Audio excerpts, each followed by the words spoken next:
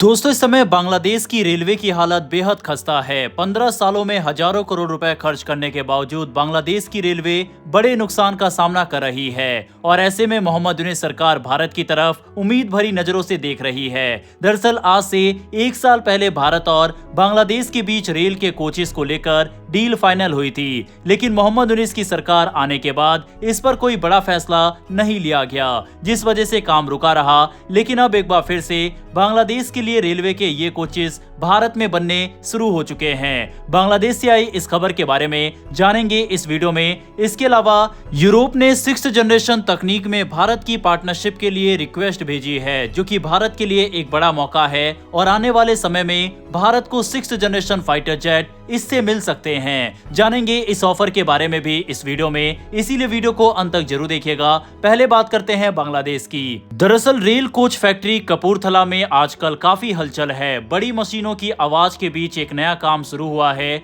Bangladesh railway के लिए 200 नए कोच तैयार करने का काम। भारत और बांग्लादेश के बीच रेल सहयोग भले ही नया नहीं है, लेकिन इस बार का ऑर्डर काफी बड़ा और खास है। इस साल RCF को कुल 20 कोच बनाने हैं, 8 AC और 12 नॉन AC। ये सभी कोच बांग्लादेश की रेलवे जरूरतों के हिसाब से खास डिजाइन किए जा रहे हैं, ताकि वहां के यात्रियों को बेहतर सफर मिल सके। सबसे दिलचस्प बात यह है कि पहले कोच के ढांचे का निर्माण RCF के सबसे पुराने और सम्मानित कर्मचारी मनोहर लाल ने शुरू किया।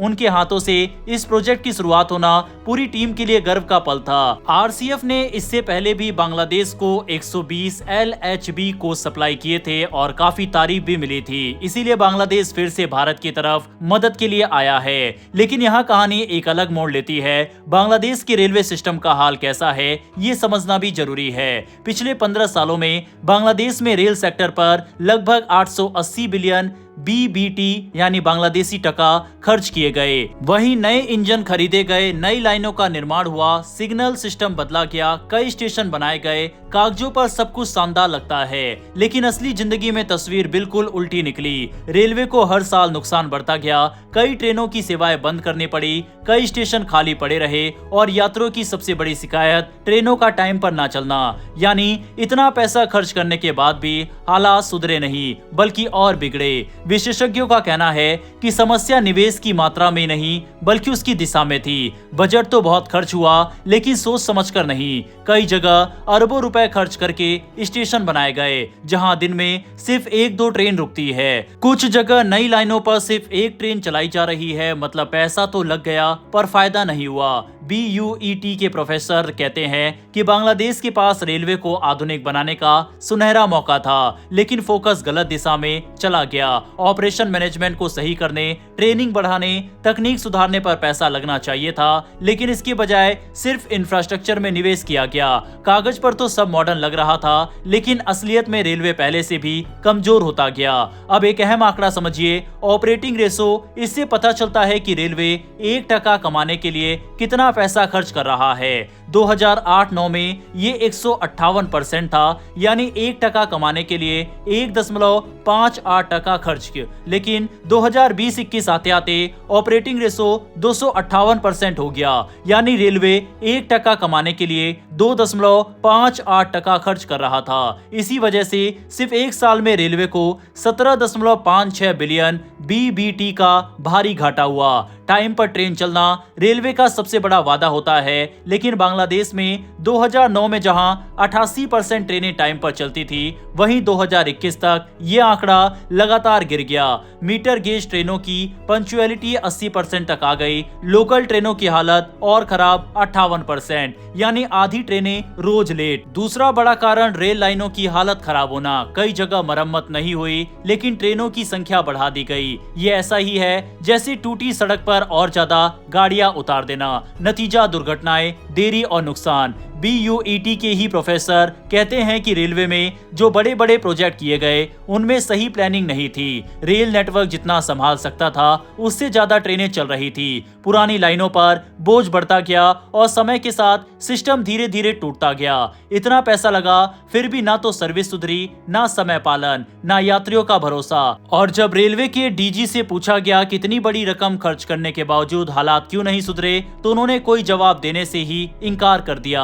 अब ऐसे समय में भारत का RCF बांग्लादेश को नए और बेहतर कोच दे रहा है ताकि यात्रियों का अनुभव थोड़ा बेहतर हो सके। लेकिन असली सुधार तभी होगा जब बांग्लादेश अपने रेलवे सिस्टम को मैनेजमेंट, टेक्नोलॉजी और प्लानिंग के स्तर पर मजबूत करेगा। इससे पहले बांग्लादेश की रेलवे में चीन ने काफी इन्वेस्टमेंट किया था, लेकिन चीन से आए इंजन और कोचेस में कई तरह की समस्याएं और गड़बड़ी पाई गई थी। भारत के मुकाबले उसके प्राइस भी काफी ज्यादा थे। यही कारण है कि भारत से कोचेस बांग्लादेश अब ले रहा है, जो कि हमारे लिए भी काफी अच्छी बात है। इससे भारतीय कंपनियों को बड़ा ऑर्डर मिलता है और कमाई भी होती है। तो वहीं दूसरी ओर चीनी कंपनियों को बांग्लादेश से बाहर भेजने में भी भारत कामयाब हो रहा है। खैर, बढ़ते हैं हमारी दूसरी खबर की तरफ। भारतीय वायुसेना से एक बड़ा अपडेट सामने आया है। एक सीनियर IAF अधिकारी ने कंफर्म किया है कि यूरोप का एक देश भारत को अपने 6th generation fighter jet development programme में शामिल होने का औपचारिक ऑफर दे चुका है। ये सिर्फ ऑब्जर्वर बनने का मौका नहीं है, बल्कि भारत को एक फुल फ्लैज पार्टनर बनने का प्रस्ताव दिया गया है। मतलब भारत भी इस जेट के विकास, उत्पादन और भविष्य की ऑपरेशनल प्लानिंग में बराबरी से हिस्सा ले सकता है। शुरुआती जानकारी के मुताबिक अगर भारत इस प्रोग्राम में शामिल होता है तो भारत को लगभग 7 से 8 बिलियन डॉलर का योगदान करना होगा। इस रकम में R&D यानी रिसर्च और डेवलपमेंट से लेकर इंडस्ट्रियल पार्टिसिपेशन तक सब शामिल है। ये प्रोजेक्ट 2040 के आसपास प्रोडक्शन फेज में पहुंचेगा और उसके बाद पार्टनर देशों के बीच जॉइंट मैन्युफैक्चरिंग और ऑपरेशनल कोलैबोरेशन जारी रहेगा। यूरोपीय देश का प्रस्ताव एक दिलचस्प मॉडल पर आधारित है। पूरा फाइटर जेट एक ही देश में नहीं बनेगा। इसकी मैन्युफैक्चरिंग अलग अलग देशों में बांटी जाएगी। किसी देश के हिस्से विंग्स आएंगे, किसी के हिस्से सेंटर फ्यूजलेस, किसी के हिस्से इलेक्ट्रॉनिक सिस्टम। इस तरह हर पार्टनर देश को टेक्नोलॉजी, सप्लाई चेन और मेंटेनेंस इकोसिस्टम में बराबर की हिस्सेदारी मिलेगी। यहाँ तक कि फाइनल असेंबली का भी कुछ हिस्सा हर देश में करने का ऑफर है, जिससे सभी देशों के उद्योगों को फायदा मिलेगा। लेकिन सवाल यह है कि क्या भारत ये ऑफर स्वीकार करेगा? यहीं पर कहानी दिलचस्प हो जाती है, क्योंकि भारत का अपना एमका कार्यक्रम पहले से चल रहा है। एक 5.5th जनरेशन का स्टेल्थ फाइटर जिसका प्रोडक्शन 2035 से 37 के बीच शुरू होने की उम्मीद है। IAF का पूरा फोकस फिलहाल एमका को समय पर और सही तरीके से तैयार करने पर है। भारतीय वायुसेना का कहना है कि हम 5th जनरेशन फाइटर रेस में देर से शामिल होने की गलती दोबारा नहीं दोहराना चाहते। इसीलिए फैसला सोच समझकर और भारत के स्ट्रेटेजिक टाइमलाइन को ध्यान में रखते हुए लिया जाएगा। IAF अधिकारी ने साफ कहा, अगर एमका समय पर और उम्मीद के मुताबिक तैयार होता है तो 6th जनरेशन फाइटर के लिए भारत अकेले भी अपना रास्ता चुन सकता है। उनका कहना है कि 2030 तक भारत को 6th जनरेशन जेट का अपना रोड मैप बनाना होगा और 2035 तक उस पर काम शुरू कर देना चाहिए। यानी अभी भारत दो रास्तों के बीच खड़ा है। पहला यूरोप के साथ मिलकर 6th जनरेशन जेट बनाना, दूसरा एमका के बाद अपना खुद का 6th जनरेशन प्रोजेक्ट शुरू करना।